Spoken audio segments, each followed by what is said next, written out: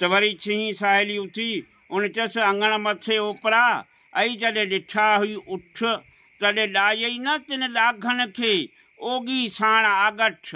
आगठ चइबो थले जे अॻियां जेका आगी थी आहे उनखे लतीफ़ सरकार चए थो। माण्हू उनखे पढ़नि था पंहिंजे अंदाज़ सां आगठ था चवनि। आगठ हिकिड़ो कुझो लफ़्ज़ आहे ऐं होॾां ससुई जेको सो न्याणी आहे पाक उनजे बारे में लतीफ़ सरकार ईअं न चवंदो। त चए थो अङण मथे उपरा जॾहिं ॾिठा हुई उठ तॾहिं ॾायई न तिन ॾाघनि खे ओगी साण आगठ।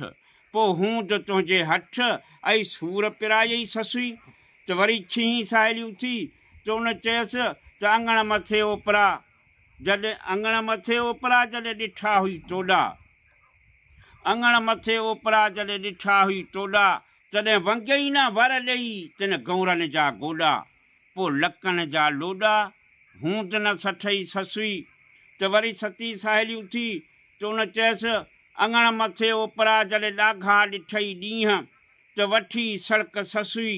वेह विहाणी तीअं चोटीअ से चांघनि खे ऐं जड़ ज़ंजीरनि जीअं। पोइ हो त तुंहिंजो हीउ ऐं पुनूं न वठनि हा पाण से। जे ईअं करी हा त तोखां छो वठनि हा। बहरहाल उहे सम्झाए थकियूं कावड़जी पियूं।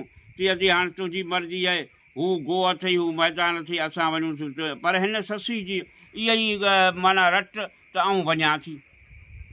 त वरी जेका ससुई जी माउ हुई सॻी माउ त न हुई बहरहाल माटे जी माउ हुई उहा आई उन सम्झायसि। चई अम्मा हीअ सचियूं साहेलियूं सही थियूं चवनि ऐं तूं माठ करे वेही रह शहर बंबोर में।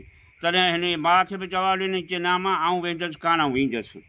तॾहिं मां चयो तूं इहे पंथ कीअं कंदे जबलनि जा पंथ अॻियां कंटा अॻियां नांग अॻियां ॾुख अॻियां तकलीफ़ूं उहे तूं कीअं बर्दाश्त कंदे तोखां इहे थींदियूं ई कोन को। तॾहिं माउ खे चए थी त कंडा मूं पहिरें होॾां चवण वारो मुंहिंजो मुर्शिद आहे।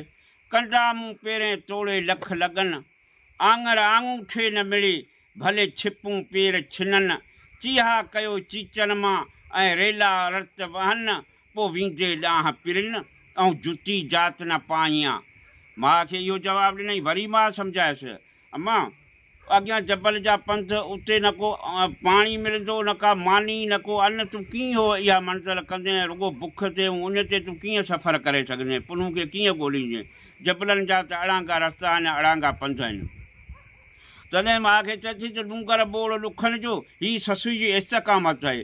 हीअ जीजा ससुई जी इस्तक़ामत आहे जेका हुनखे नेठि हुन पंहिंजे हक़ीक़ी मक़सद सां पहुचाईंदी। त चए थी त डूंगर बोड़ ॾुखनि जो ऐं लकियूं लास कंजास पहण जे पब जा से वेगर करे विझंजास। राओ इन रुञ जो ऐं मानियूं मूर कंजास। लुड़क शाह लतीफ़ चए पाणी करे पींजास। पोइ मिलिया त मिलंजास न त घोरी जान जतन ता। तॾहिं मां चयसि ना मां अञा बि तूं हीअ पंथ करे न सघंदे। चई आऊं बिल्कुलु बींदसि। माउ खे चई मां घणेई सम्झायसि पर हीअ मञे ई नथी। तॾहिं मां वरी हिनखे ॿी ॻाल्हि ॿुधाई। चई अम्मा अॻियां जेके जबल में नांग वेठा आहिनि बलाऊं ऐं अॻियां कई जानलेवा जानवर वेठा आहिनि उहो त तोखे मारे उन्हनि जानवरनि जो तूं पूत थी वेंदे तूं कीअं जेको सो सफ़र कंदे। चई न मां वेंदसि। तॾहिं वरी माउ थी चएसि आई ससुई न वञ सुञ खे। सुञ में छा हूंदो कुझु कोन हूंदो न।